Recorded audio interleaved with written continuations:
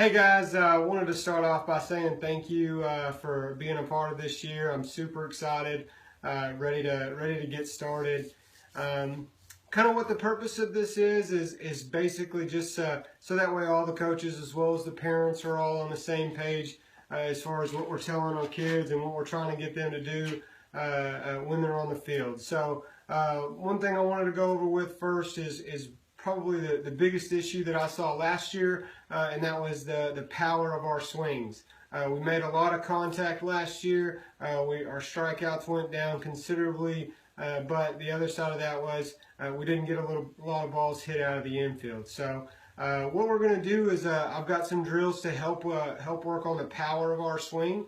We'll be doing two drills mainly when it comes to batting. We'll be doing a drill called stride and swing, and we'll be doing another drill called stride swing. I know it's kind of repetitive, but those are probably the two biggest components of the swing.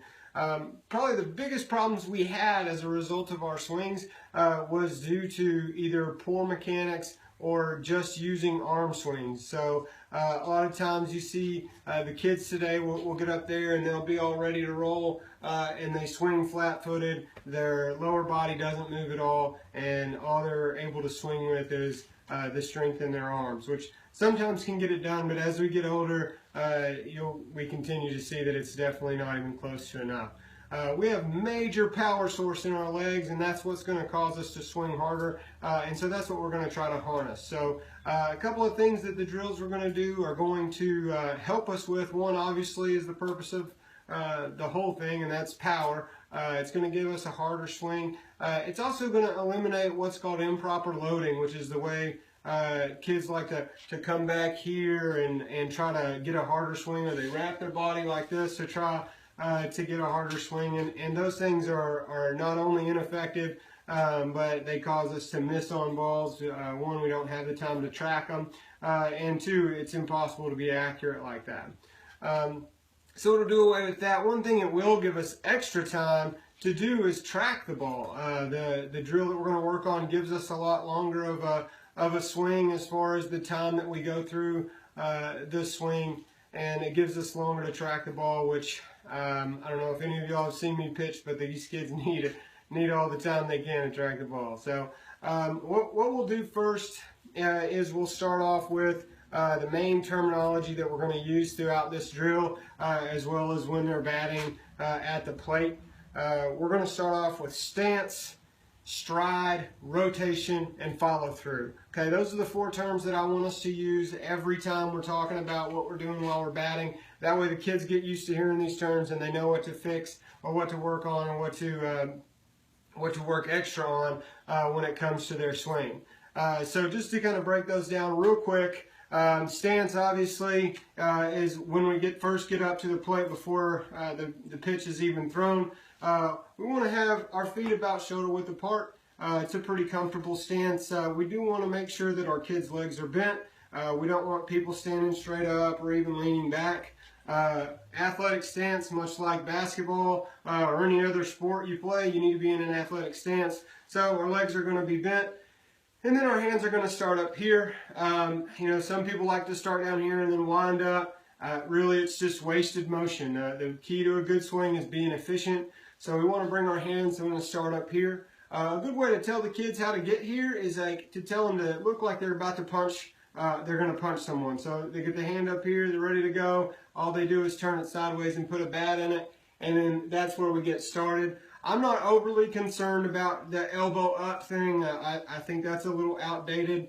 It's not as important to have the elbow up. It is important that they're comfortable in their swing, because if you're forcing them here, then they're more concerned about their elbow pointing to the sky than they are about the baseball that's coming at them. So again, hands up is what we'll refer to whenever, if this is what they're struggling with, we want to get those hands up here every time. So this is what we say. When we say stance, we want our kids here, legs bent, feet shoulder width apart, okay, back is straight, and we got our hands up and we're looking at the pitcher.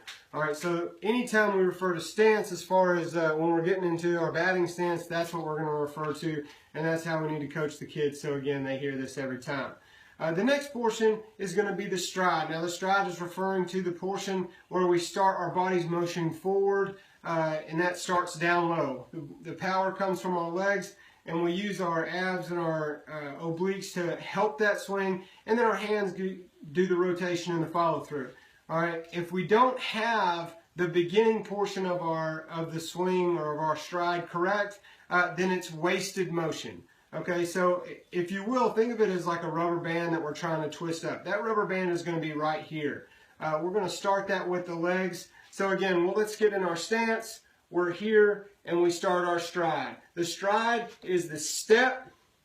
We have a small step forward where the foot is angled. It doesn't have to be 45. It doesn't need to be pointing at the pitcher. But we don't want to have our step closed because again, now we're pushing back in a way that we're trying to go towards the pitcher. So we start here in our stance, we're proper, we're ready, and then we get into our stride. Our stride is the step, and then our back knee begins to turn. Now when our back knee begins to turn, our foot is not turning backwards. We're not squishing the bug anymore. That's not the terminology we definitely want to get away from. So we start in our stance, we're here, we start in our stride, which is allowing our knee to come in, our hips to turn. Now this is where this is the part of the drill that gets very important, is our hands stay back.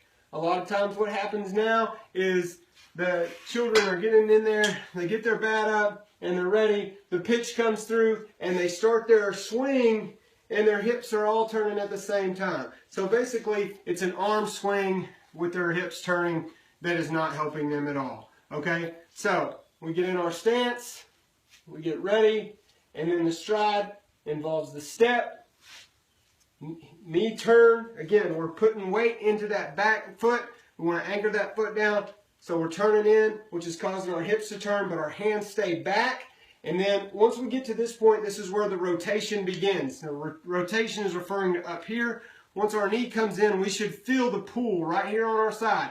We're coming in. If we don't feel that tension right here, then we're not doing it correct. That's the part that's going to spring our swing into the powerful swing that we want. Okay, so we start off in our stance, we step into our stride comes through, our hands begin to rotate as we come through here. Now, our back heel does not come off the ground or it does not point backwards until we make contact with the ball. So, we're here, we start our stride, and then we follow through. We rotate and follow through. When we rotate here, this is where we're making contact with the ball, and then we follow through and we're running to first. All right, so that's basically how the drill breaks down. We have stance, stride, rotation, follow through. Those are the words that we want to use when we're telling our kids how to swing. So here's the drill that we're going to do to get there. All right, we're going to start off with our feet together. We did this drill a little bit last year, and it was helpful. I've got some things that we can add to it this year to help us out. But we need to get in our stance. Nothing's changed except for our feet together. So our hands are up, our knees are bent, and we're looking forward at the pitcher. And we step. Again, foot's at a 45. We're not going straight towards first base, and we're not going straight to the pitcher. It's just a small step. Our stride begins at that point when we're turning our body, and then we're completing our rotation and follow through with our swing. So the drill would be here. We would have a ball on a tee would be, that way they're not trying to track a ball right now. We're just working on our swing. So we start here, we step and follow through. The important part of this is to make sure that whenever they step and stride, that their hands stay back. If they're stepping and striding as they're beginning their swing, then if it's a bad pitch or the pitch is in on them or starts to drop, they've already committed to that ball. So they're going to have to try to check swing, which they, a lot of them can't check swing now. So again, feet together, knees bent, we're in a proper stance. Begin our stride, hands back, rotation and follow through. Okay, again, the pull is here, and that's what's causing our hands to go through. This will be done a couple times. We'll do this 3 to 5 times with each kid just to get them in the feeling of doing everything correct. and driving through the ball every time. Again, I can't stress enough the importance is to make sure those hands stay back when their stride starts, okay?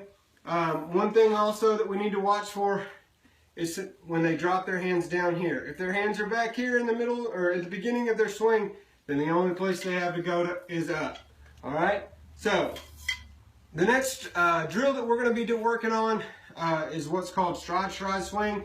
It's basically the same thing. The only difference is we're trying to get the kids into a little bit of a rhythm. So now we're in a regular baseball stance, a regular batting stance. We're here getting ready to hit the ball. We're going to have the kids stride, come back, and swing. Okay, so the rotation and the follow through don't happen until we stride twice before. And this is just to get them into the feeling that if it's a bad pitch and they're still in their stride, then the hands stay back. They can take a pitch and it's no big deal. The way you can work on that is if you want to try to continue into that drill is to have the kids stand here and you tell them either take or swing. So then you say take, swing, and they follow through. Okay, this will help them with being able to take bad pitches as opposed to swinging everything that comes across the plate. It'll also help them with their timing. You can do this with the tee, or we'll do it with soft toss thumb, and then we'll pull it all together when it comes to batting, or when it comes to taking live pitches. So these are some of the things that I feel it's important for us to get that power in there. Again, we're going to work live pitching the most because that's what helps the kids with the timing. That's what helps them get ready to take pitches during the game. But terminology and being consistent are the two big things that are going to help our kids know what to do and be able to complete that in a game. So again, guys, if you have any questions or you have any concerns or you just want to add something or think we need to take something out of this, then let me know. I'll be happy to talk about it. But this is what we got for the batting portion.